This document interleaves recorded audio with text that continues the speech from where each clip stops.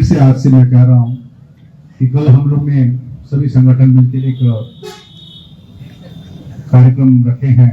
जैसे सम्राट अशोक ने जो महाबोधि महाविहार 3 शताब्दी में जो बनाई थी, सबको मालूम है ये। तो इस साल 5 अप्रैल में सम्राट अशोक की जयंती है और सभी से ये अपील की है कि इस बार हम लोग सम्राट अशोक जयंती हम लोग या धर्म स्थल में आए। और हमको आज दिन भर में इतनी फीडबैक मिली है कि बस भर भर के, ट्रेन भर भर के आ रही है। लोग यहाँ पर पहुंचेंगे 5 अप्रैल में। और किसी को कुछ प्रश्न है तो पूछ सकते हैं। सर, आप 6 अप्रैल को नागपुर जाने वाले हैं, तो वहां से क्या संदेश देना चाहेंगे? देखिए, मेरे ख्याल में 6 अप्रैल में नहीं जाऊंगा, क्योंकि बीच में मेरे पास में बैठे हैं भंते करुणाशील जी, उनकी 18 तारीख को बड़ी कार्यक्रम थी आगरा में। दिल्ली में भी एक कार्यक्रम थी। अभी नेशनल माइनॉरिटी कमीशन में भी बुलाए थे। ये धर्म स्थल छोड़ के मैं कहीं नहीं जा रहा हूँ और सबसे अनुरोध कर रहे हैं, आप यहाँ पर जो धर्म स्थल में चले आइए और अपनी अपनी जगह में जितनी ज्ञापन देनी थी, रैली करनी थी, सब कर लिए। लेकिन अब हम लोग बारंबार कह रहे हैं, आप लोग अब धर्म स्थल में आ जाइए। बिहार सरकार को हमने एसडीएम से भी बात कर रहा था, कह रहे थे आप लोग कम हैं। ये हमारी एक रणनीति थी। देखिए, एक नीति होती है, एक रणनीति होती है, क्योंकि ये एक इंटरनेशनल प्लेस है। हम चाहते हैं ये हमारी धरोहर है, तो हम अपनी बात रख सकते हैं शांतिपूर्वक या संवैधानिक प्रकार से। तो हम लोग कम भिक्षु के साथ ही हम लोग अपनी बात रखें, और ये कम भिक्षु से ही पूरे अभी संसार में इसकी बात फैली है। अब सरकार को यदि भीड़ दिखानी होती है या तो भीड़ से ही कुछ भूल होती है, तो आप आना शुरू हो गया है। अब कोने कोने से भिक्षु लामा सब आ रहे हैं। तो आप इसका 5 अप्रैल में आप देख पाएंगे यहाँ पर। तो मैं कहीं नहीं जा रहा हूँ। 5 अप्रैल में सभी से अनुरोध कर रहा हूँ। अभी यहाँ पे नागपुर की टीम बोल रहे वीडियो बनाइए, मैं वीडियो बना रहा हूँ और आपके चैनल के, आपके न्यूज के मार्फत सभी से अनुरोध कर रहे हैं, 5 अप्रैल में बोध गया चले आइए। धन्यवाद। लामा जी 37 दिन से लगातार आंदोलन चल रहा है, नेशनल मीडिया आपको नहीं दिखा, और जो आप सिर्फ एक मीडिया की बात करते हैं सिर्फ यहाँ पर, इस पर क्या करना चाहते हैं? देखिए, हमारी जो बहुजन मीडिया है, नेशनल मीडिया नहीं दिखा रहे, आप बोल रहे हैं, ये उनकी प्रॉब्लम है, हमारी नहीं है। और जो हमारी जो बहुजन चैनल है, इसके मार्फत ही जो अभी जो सूचना पहुंची है, इसी सरकार घबरा कर कुछ हमारे मीडिया कर्मी लोग को डिटेन किया था।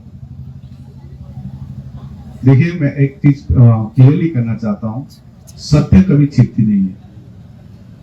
आप जितनी दबाने की कोशिश करेंगे उतनी उसकी बाहर निकलेंगे। आज जिस प्रकार से ये पूरे संसार में फैल गई है, हमसे दिन भर में बात होती है सब, तो हम चाहते हैं घर का प्रॉब्लम घर में सॉल्व हो और कोई चैनल दिखाए ना दिखाए, लेकिन हमारे लोग जागरूक हो चुके हैं, जान चुके हैं। दिन भर में जितनी सी बात होती है, इससे पता चलता है कि अभी इस विषय के लेकर जो जागरूक नहीं थे, अभी सब जागरूक हो चुके हैं। एक बात तो एक सवाल और है कि इस मंच से, यहाँ से एक बात और आती है कि हमारे पास सिर्फ एक मीडिया है, बाकी और कोई मीडिया हमारे पास कोई उसकी जिम्मेदारी नहीं है। यहाँ से मंच से बोला गया, ऐसा कुछ बात नहीं है। यहाँ से सोशल मीडिया भी मैं अभी लाइव आने वाला हूँ। यहाँ से अब आपके चैनल हुआ, जो भी चैनल जितने भी यहाँ पे बैठे हैं, जितने सोशल मीडिया है, सभी चैनल है। देखिए, लांछना लगाने वाले बहुत कुछ बोल सकते हैं। आज बहुत सी बात हम लोग कोई की बात नहीं करते हैं, क्योंकि हमारे जो जिससे लड़ाई है, हमसे बहुत ताकतवर है। तो इतनी स्ट्रेटेजी है, वो अंदर पे रखे और अपने काम करे, ऐसे कुछ बात नहीं है। तो ये गलत अफवाहें। अभी मैं एक गांव गया था तो कह रहा था मेरे को, देखिए आपके मन से कोई हिंदू को गाली कर रहा है। हम बोले ऐसा निर्देश नहीं है। हम लोग किसी जाति या किसी धर्म के प्रति हम लोग का कोई प्रॉब्लम नहीं है। हमारी एक ही मांग है, बीटी एक्ट 1949 को निरस्त किया जाए और कमेटी में पूरी बहुत अफवाहें बहुत फैलती है। कोई कहता कहाँ से फंडिंग हो रहा है, आपको दिखा देता हूँ कितना फंडिंग हो रहा है। अभी हम लोग शाम को बैठेंगे, कोर टीम बैठेंगे अगला रणनीति के लिए। तो मैं अनुरोध करता हूँ, यहाँ पर करुणाशील राहुल भंती जी आए हैं, इनसे भी आप प्रश्न करें।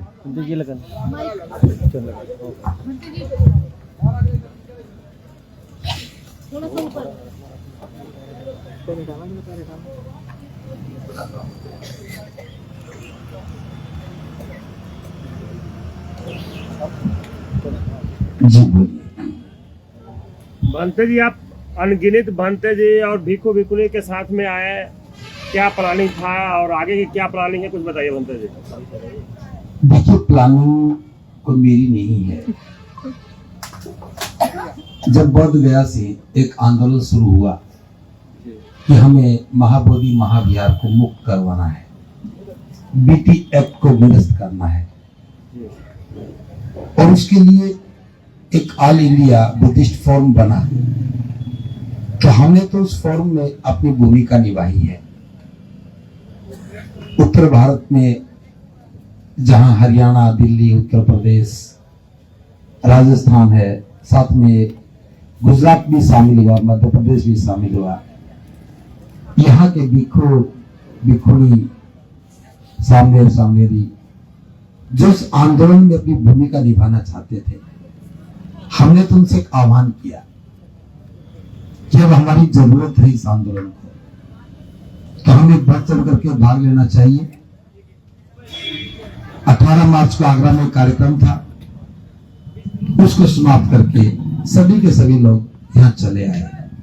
और मैं एक बात और बता देना चाहता हूं, आंदोलन के शुरू होने से पहले 2 महीने के लिए उत्तर प्रदेश के भिन्न जनपदों से धर्मचारिका को गुजरना था, लेकिन जब यहां से आंदोलन शुरू हुआ तो हमने उस चारिका को खत्म किया और अपना उद्देश्य इस आंदोलन के साथ जोड़ते हुए उन सभी से कहा कि जो इस आंदोलन में चलना चाहता है वो हमारे साथ आए। तो आज जो बड़ी संख्या में आपने देखा है कतारबद्ध चलते हुए भिक्खु भिक्खुनियों को, ये सब इस आंदोलन के लिए आए हैं।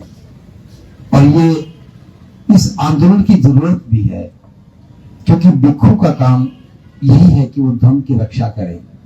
भिक्खु का काम यही है जो हमारी श्रद्धा का स्तर है उसकी पवित्रता को बनाए रखने के लिए अपनी भूमिका निभाए।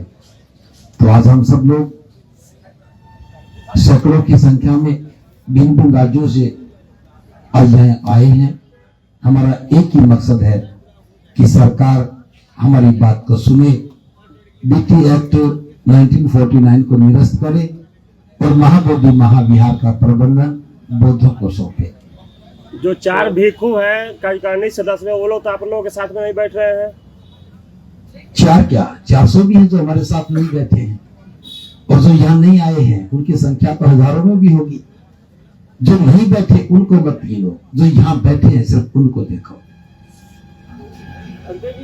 हमारा देश धर्मनिरपेक्ष है, हर धर्म के यहाँ पे मौलिक अधिकार है, लेकिन दूसरे धर्मों के लोग दूसरे धर्म की मांग को सरकार जल्दी मान लेती है, लेकिन बौद्ध धर्म जो मांगे हैं पिछले 150 साल से सरकार अभी तक अनसुनी कर रही है।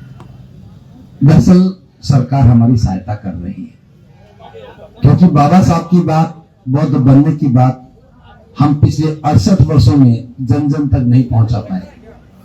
और 37 दिन के इस आंदोलन ने करोड़ों लोगों तक इस बात को पहुंचा दिया। भारत में जो लोग बाबा साहब के अनुयायी थे लेकिन बौद्ध नहीं बन रहे थे, इस आंदोलन ने उनके अंतःकरण को जगा दिया। और मैं ये बात इसलिए बता रहा हूं कि हम गांव-गांव गए हैं, देखा है, सुना है। जो लोग कभी बुद्ध की बात नहीं करते थे, आज वो अपने आप को बौद्ध कह रहे हैं। और वो आंदोलन भले ही महाबोधि महाविहार की मुक्ति का आंदोलन है, लेकिन सच बात तो यह है, इस आंदोलन से बाबा साहब की एक बात और पूरी होगी कि 21वीं सदी हमारी होगी। सरकार को जब ये बात समझ में आएगी तो सरकार संविधान का सम्मान करते हुए इस बीटी एक्ट को निरस्त करेगी। और मैं ये भी बता दूं कुछ पत्रकारों को बड़ी चिंता रहती है, कुछ लोगों को बड़ी चिंता रहती है, ये तो सारे भिक्खु हैं, चुप रहने वाले लोग हैं, शांति की बात करते हैं, क्रांति की बात नहीं करते। मैं फिर बता दूं, जो बुद्ध के अनुयायी हैं उनकी शांति किसी भी क्रांति से कहीं ज्यादा गंभीर होती है। ये नेतृत्व आज भिक्खुओं के हाथ में, लामाओं के हाथ में है। इनका नहीं बोलना भी बोलने से कई हजार गुना ताकत देता है। एक भिक्खु की आवाज पर लाखों लोग उमड़ पड़ते हैं और यहाँ कई सौ भिक्खु भिक्खुनियां बैठी हैं, लामा बैठे हैं। जितनी ये समाज को आवाज देंगे तो लाखों की संख्या में लोग खड़े हो जाएंगे। सरकार इस बात को जानती है और लोकतंत्र में आवाज उठाना ही बड़ी महत्वपूर्ण बात है। आज मजबूती से आवाज उठी है, इसलिए हमें विश्वास है हम कामयाब होंगे। ठीक है। देश में बहुत सारे भिक्खु भिक्खुनी हैं, हजारों की तादाद में है, लेकिन यहाँ संख्या कम है। उनके लिए आप क्या संदेश देना चाहेंगे जो भिक्खु भिक्खुनी यहाँ उपस्थित नहीं हुए? देखिए, मैं तो सिर्फ इतना कह रहा हूँ, कोई जल्दी समझ जाता है, कोई देर से समझता है, लेकिन समझ में सबको आता है। किसी की मजबूरी हो सकती है, किसी के अकेले कोई काम हो सकता है, लेकिन निश्चित रूप से जिस दिन हम एक बड़ी आवाज देंगे, जैसे बुद्ध पूर्णिमा के लिए हमने कहा है, देश के सभी भिक्खुओं को यहाँ होना है। पूरे देश के लोग बुद्ध पूर्णिमा बोधगया में मनाएं। उस आवाज के साथ ही देश के सारे भिक्खु यहाँ होंगे, ऐसा हमारा विश्वास है। आज भले सभी लोग नहीं आ पा रहे, लेकिन वो चल पड़े हैं, कुछ आने की तैयारी कर रहे हैं और कुछ आ गए हैं। इसलिए विश्वास रखिए, इस देश का एक एक भिक्खु इस आंदोलन में अपनी भूमिका निभाएगा, ऐसा हमारा विश्वास है। बहुत बहुत साधुवाद।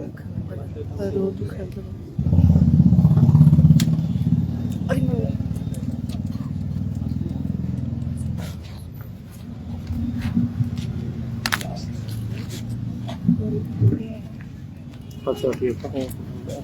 यहाँ लगेगा ना, लग जाएगा, उस बीच में लग जाएगा। मैं तो लगा दूँ। हटाइए ना, हटाइए ना, बस हटाइए ना, हटाइए, 1 मिनट के लिए हटाइए ना, हटाइए, बीच में डला जाएगा, बीच में डला जाएगा ना। हटाऊंगी तो हटाओ, आप क्या हटाओ? क्या बनते जी, ये बीच में डला सकता है यहाँ पर, ऐसे हो गया। आप यहीं पर रखिए ना, जहाँ रखते हैं वहीं पर रखिए। ये देखिए क्या करिएगा, ये तो कभी से हो रहा है, कभी से हो रहा है आपका। नहीं, पीछे बैठे आप यहीं रखना चाह रहे थे, यहीं हो आ गया आपका।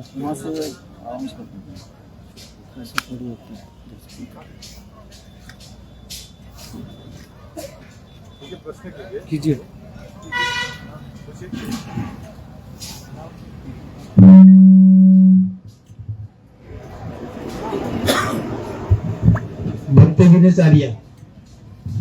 बनते विनचार्य आ गया है।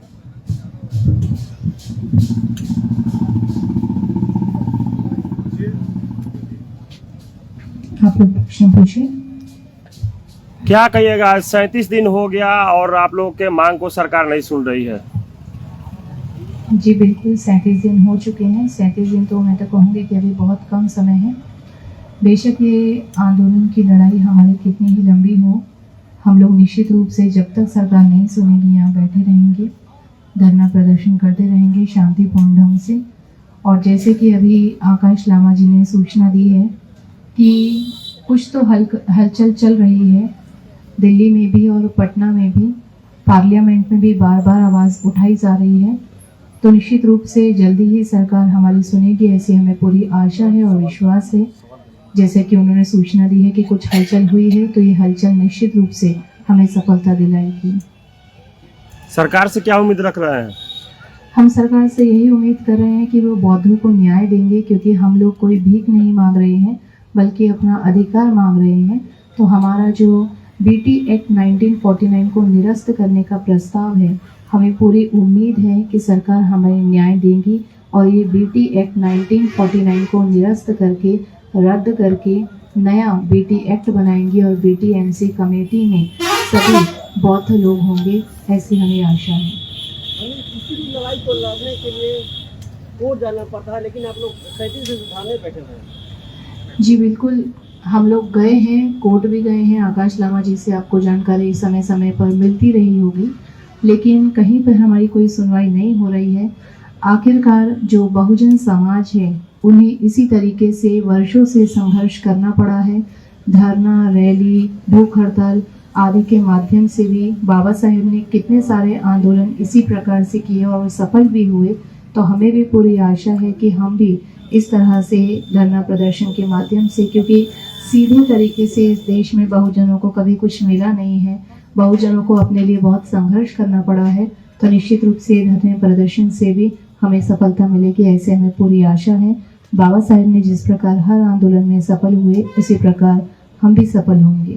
बिकुल जी, एक प्रश्न है। आज नागपुर में दीक्षा भूमि से संविधान चौक तक शांति मार्च निकलने वाला था, सबसे बड़ा, उसे आज पुलिस ने रोक दिया है, क्या कहना चाहेंगे? देखिए, कुछ दिन पहले जिस दिन हम लोग नागपुर से निकले 17 तारीख को, उसी दिन हम सुबह निकले और 17 तारीख को शाम को ही खबर आई कि नागपुर का एक क्षेत्र है महल में कुछ हिंदू और मुस्लिमों के बीच में झगड़ा हुआ, वहाँ आग लगी, वहाँ पर धुएं से भरे हुए बम भी फेंके गए, पुलिस को भी जख्मी किया गया, डीसीपी को भी जख्मी किया गया, और वो इतना ज़्यादा दंगा फसाद हो गया। और हम जानते हैं कि इस्लाम में अभी इस समय रोज़ा भी चल रहा है, मुस्लिम भाइयों का, उनकी ईद भी आने वाली है, तो कहीं ना कहीं वो दंगा बहुत ज़्यादा भड़का और उसकी वजह से नागपुर में 144 धारा लगा दी गई।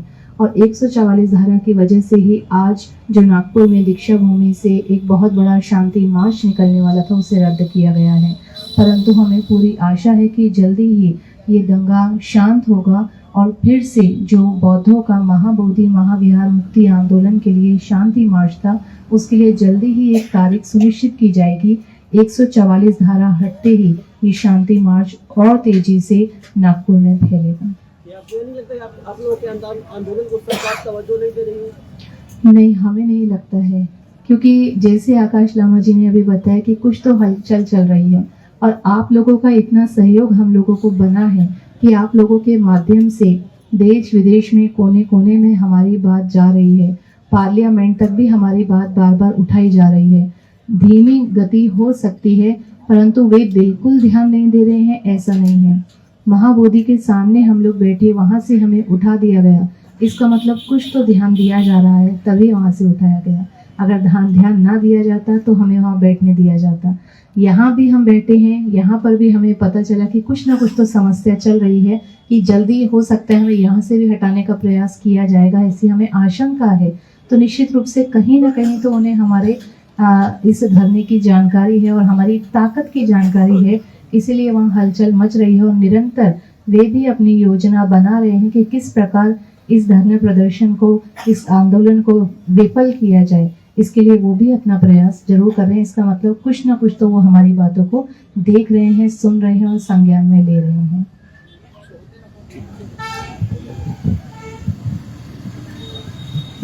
ये थोड़ा सा बनते नहीं, थोड़ा सा बनते भी नहीं, अच्छा सीधा प्रश्न पूछ सकते हैं।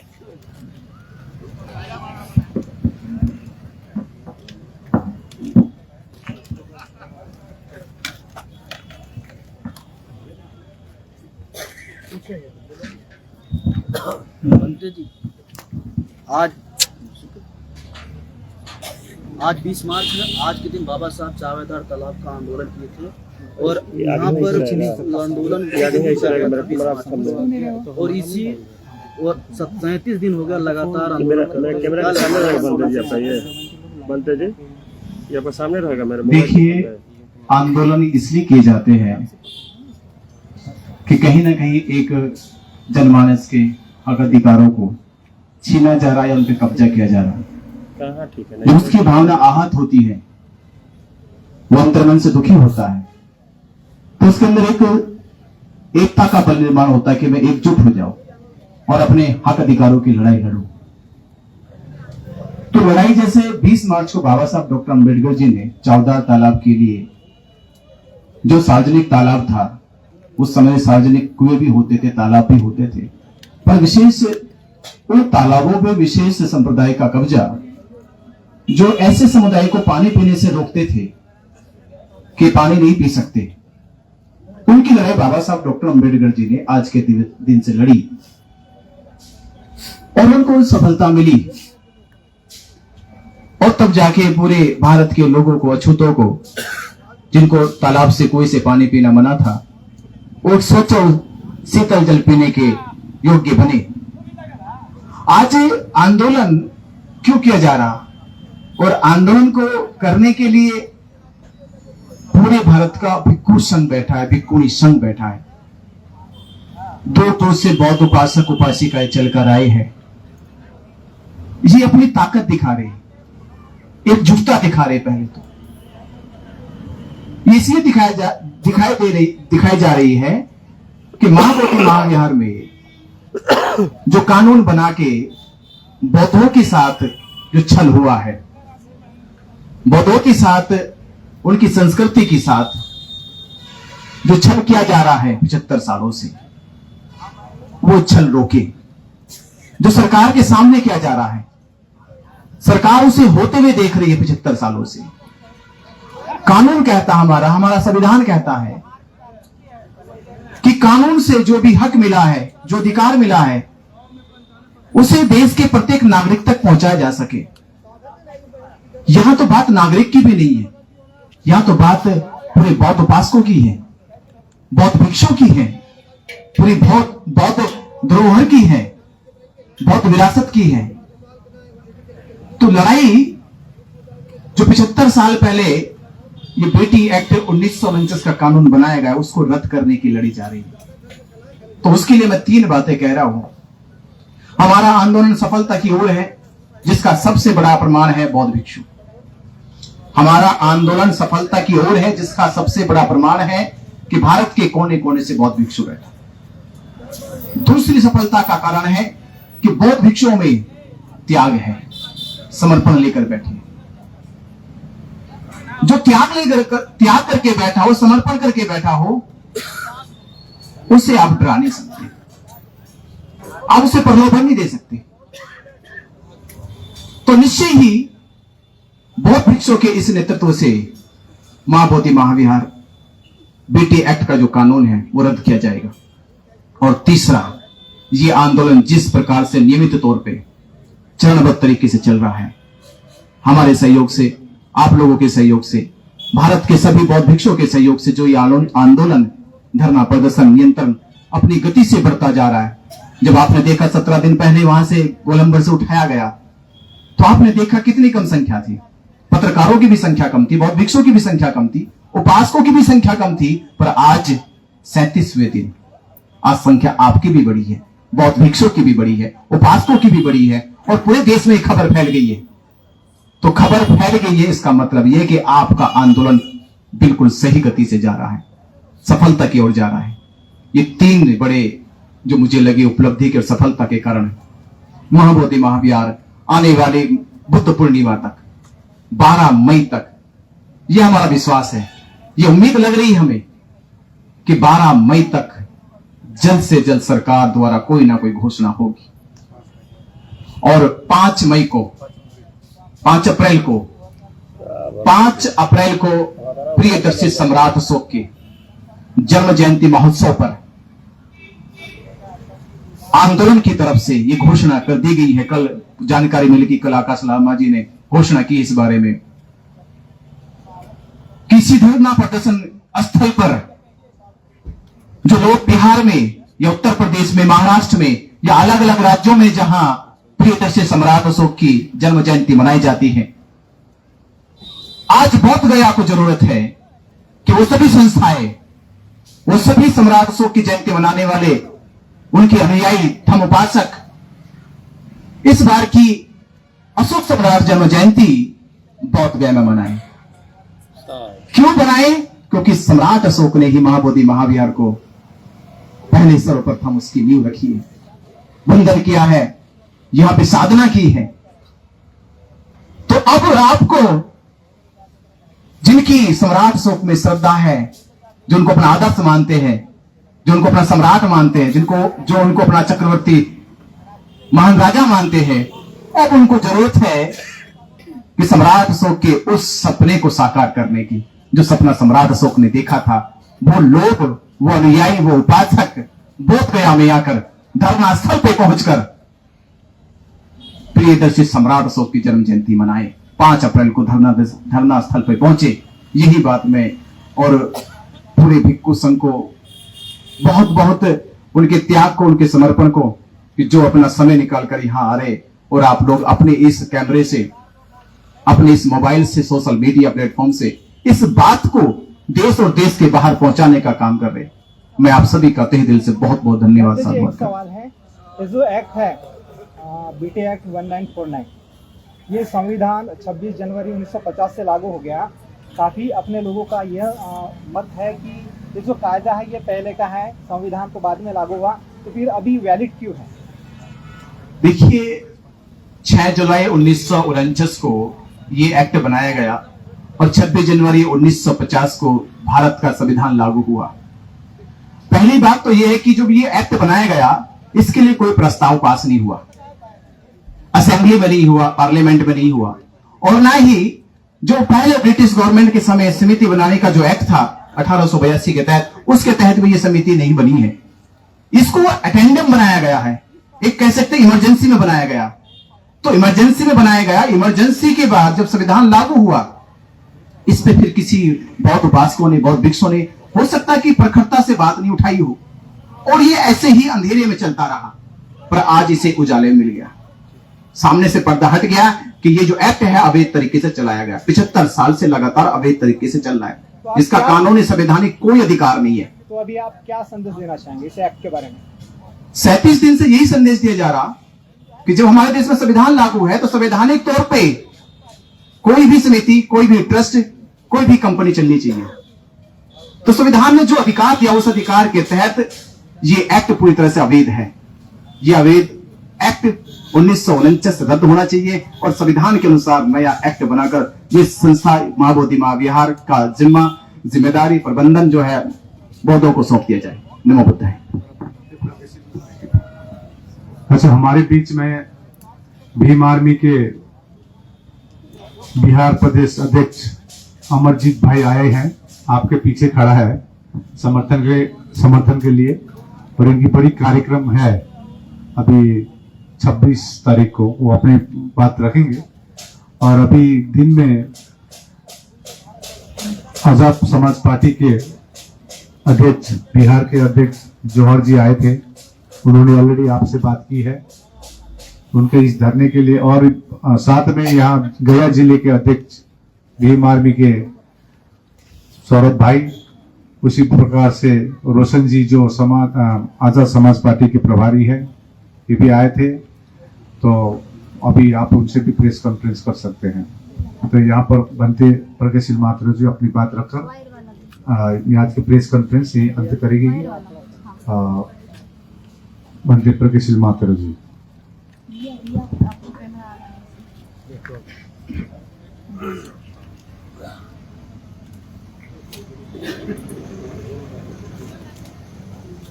हाँ, पूछिए, सवाल पूछना है आपको?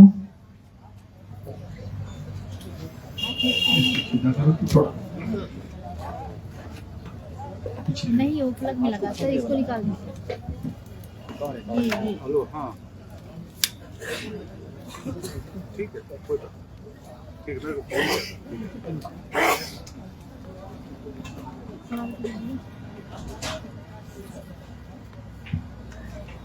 बंधु जी, एक सवाल है। हाँ जी। कुछ लोग ये कहते हैं कि आज के दिनों में हमें जो है वो रोजगार, रोटी की जरूरत है, आप लोग मंदिर के पीछे क्यों पड़े हैं? हम लोग मंदिर के पीछे नहीं पड़े हैं। ये महाबोधि विहार जो है, ये विश्व धरोहर, बहुत प्राचीन ऐतिहासिक ये इमारतें नहीं है, ये आस्था और संस्कृति से जुड़ा हुआ एक मोन्यूमेंट जो है, जीवित मोन्यूमेंट है। और बौद्धों की जो सांस्कृतिक विरासत है, उस पर जो हमला हो रहा है, उस हमले को हटाने के लिए हम लोग तमाम संगठित हुए हैं, क्योंकि यह बौद्ध विरासत नहीं, भारतीय लोकतंत्र पर भी हमला हो रहा है। कुछ लोग बहुजन हिताय बहुजन सुखाय के खिलाफ काम कर रहे हैं। जो हमारे लोकतंत्र का जो ब्रीद है, बहुजन हिताय बहुजन सुखाय, वो कुछ अल्पजन सुखाय अल्पजन हिताय के लिए काम कर रहे हैं, जिससे कि पूरे देश के लोग दुखी और परेशान हैं। वो दुख और परेशानी को हटाने के लिए, लोकतंत्र की सुरक्षा के लिए, और जो काला कानून है, गया जिले का जिलाधिकारी मुस्लिम नहीं बन सकता, ईसाई नहीं बन सकता, क्रिश्चियन लिंगायत नहीं बन सकता है, जैन नहीं बन सकता है, सिख नहीं बन सकता है। ये एक बहुत बड़ा माने लोकतंत्र के साथ मजाक है, लोकतंत्र की हत्या है। तो इसलिए वो काले कानून को समाप्त, वो काले कानून शून्य घोषित है, ऐसे ही शून्य है। माने एक प्रकार से मरी हुई लाश है, 70 साल से ढोई जा रही है, उसका अंतिम संस्कार करना बाकी है। इसलिए हम तमाम लोग उस अंतिम संस्कार वो कराने के लिए यहाँ बैठे हुए हैं, ताकि ये सड़ी हुई लाश, गली हुई लाश 70 साल से ढोई जा रही है, उसका अंतिम संस्कार हो जाएगा तो गंध दुर्गंध बंद हो जाएगी और देश में खुशहाली और सुख शांति आएगी। मैसेज करना एक नंबर 3 साल तक बीटीएमसी के सेक्रेटरी थे, उसमें उस समय आप पावर में थे, उसमें आपने इस तरह के आंदोलन क्यों नहीं किए? देखिए, उस समय सोशल मीडिया भी नहीं था, उस समय एकदम यंग थे, 25-26 साल 27 साल की उम्र थी, उतनी समझ भी नहीं थी। अब ये समझ भी बड़ी है। और हमारे तमाम हिमालयन बेल्ट के जितने लोग हैं, उस समय वो हमारे साथ में नहीं थे, क्योंकि उस समय दिया बत्ती महाबोधि ये बोधि वृक्ष के नीचे 10-10 हजार दिए जलते थे, पूरा जूता चप्पल लेके घूमते थे। हमने उसको सख्ती से रोका, तो तमाम हमारे हिमालयन भाई जो है हमको दुश्मन समझ करके हम पर यहाँ के लोकल लोगों ने जो मार्केट हमने महाबोधि विहार के सामने से बस अड्डा हटा दिया, पूरा रास्ता वास्ता बंद किया, जो सौंदर्यीकरण किया, तो सारे यहाँ जितने लोग दुखी हमारे सौंदर्यीकरण की वजह से दुखी थे, वो सारे मिलकर के हम पर हमला किया था। और उस समय की बात अलग थी। आज जो है समय बदल गया। तमाम हमारे जितने हिमालयन, जितने बुद्धिस्ट हैं जो यहाँ आते हैं, वो देख रहे हैं कि हमारे दान का दुरुपयोग हो रहा है। वो जान रहे हैं कि अरुणाचल साइड में, सिक्किम साइड में कई जगह में बौद्धों पर अत्याचार हुए हैं, मोनास्ट्री जला दी गई है, और अल्पसंख्यक लोग भी बहुत डर के साए में जी रहे हैं, क्योंकि लोकतंत्र खतरे में है। तो अब इस समय माहौल बन गया है, लोग जान रहे हैं कि हमारे हित क्या है, अहित क्या है, आर्टिकल 13 क्या है, आर्टिकल 25, 26, 27 क्या है। हमें इतने साल तक के नहीं जानते थे। अभी जब से संविधान सब लोग चिल्ला रहे हैं, तो संविधान बांचा जा रहा है, पढ़ा जा रहा है, और हमारे यहाँ तो संविधान की कॉपियां भरते लोगों के हाथ में दे करके उसका वाचन भी होता है, चर्चा भी हो रही है। तो जन जागरूकता बढ़ रही है। इसलिए उस समय हम सेक्रेटरी रहे, भिक्खु इंचार्ज रहे, 6 साल महाबोधि विहार में रहे। उस समय का माहौल अलग था, लेकिन अब माहौल बदल गया। अब जो बच्चे थे अब जवान हो गए हैं, और जवानी में तो अंगड़ाई लेना और जानकारी लेना और न्याय अन्याय के बारे में चर्चा करना स्वाभाविक है। बिहार में उस समय में जो बौद्ध नहीं थे, आज 1,11,000 रिकॉर्ड में बुद्धिस्ट है।